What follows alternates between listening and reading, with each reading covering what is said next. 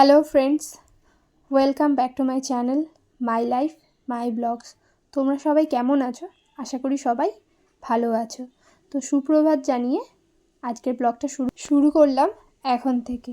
আর thumbnail title দেখে বুঝতেই পারছো আজকের ব্লগটা কিন্তু একটু স্পেশাল, কারণ হচ্ছে আমার 3টে ননদকে আইবুড়ো ভাত খাওয়াবো একসাথে। তো চলো তোমরা ব্লগটা দেখতে থাকো, আশা করি আজকের ব্লগটা ভালো লাগবে। আর ভালো লাগলে অবশ্যই একটা লাইকস কমেন্টস করে দিও, আর আমার চ্যানেলটাকে একটু সাবস্ক্রাইব করে নিও। তো চলো, আজকে যেহেতু অনেক রান্নার ব্যাপার আছে তাই তাড়াতাড়ি রান্নাটা শুরু করতে হবে। তো ফ্রেশ হয়েই একবারে রান্নাঘরে চলে এসেছি। রান্নাঘরে এসে যে সবজিগুলো দরকার আর কি, যা রান্না করব সব হাতের কাছে নিয়ে নিয়েছি, আর ঠিক করেছি যে সব কিছু কাটাকুটি করে তারপরেই রান্না শুরু করব। তো সেই অনুযায়ী আলু কেটে নিয়েছি, বেগুনও কেটে নিয়েছি। দেখতে পাচ্ছ এই যে বেগুন কাটা হয়ে গেছে, আলুও গোল গোল করে কেটে নিয়েছি, আর মাংসের জন্য ডুমো ডুমো করে আলু কেটে নিয়েছি, পেঁয়াজ কেটে নিয়েছি।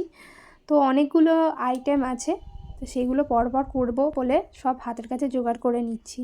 এর মধ্যে চালও ভিজিয়ে দিয়েছি, আর মুগ ডাল দিয়ে মাছের মাথা দিয়ে করব, সেই জন্য মুগ ডালও সিদ্ধ হয়ে গেছে। রান্না করতে করতে তেল গেছিলো ফুরিয়ে, সেই জন্য তেলটাও ঢেলে নিলাম। ঢেলে রান্না দুদিকে কড়া বসিয়ে শুরু করে দিয়েছি। একদিকে আলু ভেজে নিয়েছি, আর একদিকে হচ্ছে বেগুনগুলো ভেজে নিচ্ছি পরপর করে, কারণ হচ্ছে এরপরে আমার ছেলেকেও খাওয়ানোর আছে। ছেলে কিন্তু এখন ঘুমাচ্ছে, তো সেই জন্য আমি রান্নাগুলো আগে শুরু করে নিয়েছি। মাঝখানে গ্যাপ যাবে, ও উঠলে, এই যে দেখতে পাচ্ছ এবার উঠে পড়েছে। তো ভাজাভুজি হয়ে গেছিলো, হওয়ার পরে ছেলে উঠে পড়েছে, তো তারপরে আমি ডালটা বসিয়ে দিয়েছিলাম। মাছের মাথা দিয়ে ডাল করব, মুগ ডাল।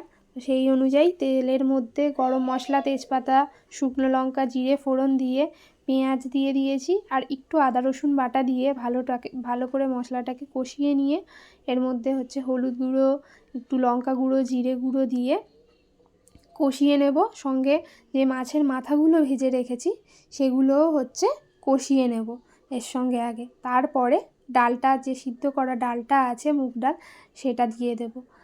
এবার হচ্ছে বলি, আমার মানে মাসি শাশুড়ির ননদ সামনেই থাকে, তো ওর বিয়ে আছে মার্চ মাসের 4 তারিখে। তো সেই জন্য হচ্ছে ওকে আইবুড়ো ভাত খাওয়াচ্ছি। আর বাদবাকি যে 2টো ননদ আছে, আমার হচ্ছে মেজো কাকা শ্বশুরের মেয়ে আর মামা শ্বশুরের মেয়ে, ওদের দুজনকে কিন্তু আইবুড়ো ভাত খাওয়াচ্ছি। মানে আর কি, ওদের বিয়ে নয়, ওদের বিয়ে দেরি আছে এখন। তো যেহেতু আশাকে খাওয়াচ্ছি, মানে আশা মানে যার বিয়ে আর কি, তো সেই ননদকে খাওয়াচ্ছি। এবার ওরা ব্যাচেলার, আর আমার কিন্তু একটা হচ্ছে খুড়তুতো দেওর আছে, ওকেও খাইয়ে দিই, মানে খাওয়াচ্ছিলাম আর কি, ওদেরও খেতে বলেছিলাম। তো 3টে ননদ একসঙ্গে বসেছিল, সেই জন্যই আর কি থাম্বনেলটা দিয়েছি যে ওদেরও আইবুড়ো খাওয়া, মানে ওদেরও এক প্রকার আর কি ওর সঙ্গে খাওয়া হয়ে যাচ্ছে আর কি। তো সেই জন্য আর কি দিয়েছিলাম যে 3জনকেই খাওয়াচ্ছি, কিন্তু 3জনকে বলতে গেলে একজনেরই বিয়ে, 3জনের নয়। তো চলো, তোমাদের সঙ্গে কথা বলতে বলতে আমার হচ্ছে মাছের মাথা দিয়ে মুগ ডালও হয়ে গেছে। শেষে একটু গরম মশলা আর ধনেপাতা দিয়ে ভালো করে মানে একটু ফুটিয়ে তারপরে নামিয়ে নিয়েছিলাম। আর এখানে আলু আর বেগুন ভাজাটাও কমপ্লিট হয়ে গেছে, তো এটা চাপা দিয়ে রাখবো। আর চালটা যেহেতু অনেকক্ষণ ভিজিয়ে রেখেছিলাম, সেই জন্য বেশ ভালো অনেকটা মজেছে। তো তারপরে হচ্ছে একদিকে ভাত বসিয়ে দিয়েছিলাম, আর এখানে একটু আদা রসুন দিয়ে লঙ্কা গুঁড়ো দিয়ে মাংসটাকে ফার্স্ট ভেজে নিয়েছি। ভেজে নিতে দেখো কতটা তেল বের হয়েছে, তেলের সঙ্গে একটু জলও আছে। তো এইটাকে আলাদা করে একটু বাটিতে ঢেলে রাখবো। যখন মাংসটা কষাবো আবার আদা রসুন পেঁয়াজ দিয়ে, তারপরে এটা দিলে না, শেষের দিকে দিলে এটা মানে টেস্টটা আরও বাড়ে। তো আমি তো রান্নাঘরে কাজ করছি, আর আমার ছেলে দেখো কী হারে কাজ বাড়াচ্ছে। রান্নাঘর থেকে বাটি, মানে কাপ, আটার বাটি নিয়ে এসে জল ঢেলে একাকার অবস্থা করেছে। সঙ্গে হচ্ছে মানে সোফার যে কুশানগুলো ছিল সেগুলো নিয়ে আবার একটা হাউস বানিয়েছে। তো আবার রান্নাঘরে চলে এলাম। আর রান্নাঘরে মানে বুঝতেই পারছো, যেহেতু খুবই ব্যস্ততার মধ্যে রান্না বান্না হচ্ছে, তো রান্নাঘরের অবস্থা তো খুবই খারাপ। মানে ওটা দেখেই আমার আর কি কান্না পাচ্ছিল শেষে।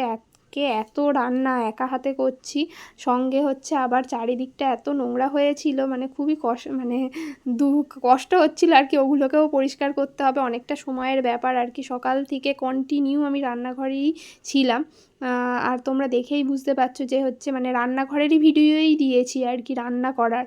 রান্নাঘর থেকে বাইরে বার হয়ে যে একটু অন্য কিছু ভিডিও দেবো সেটা আর করতে পারিনি। তো চলো তোমরা আজকে রান্নাঘরেরই ভিডিও দেখো, কিছু করার নেই। তো অনেক বাসন হয়েছিল, সব বাসন আর কাকিমাকে দিলাম না, কিছু বাসন আমি নিজে মেজে নিলাম। কারণ ওনার পক্ষেও তো এতগুলো বাসন মাজাও হচ্ছে একটা চাপের ব্যাপার। তো কিছু বাসন আমি নিজে মেজে রেখে দিলাম, কাঁচের বাটি ছিল কিছু।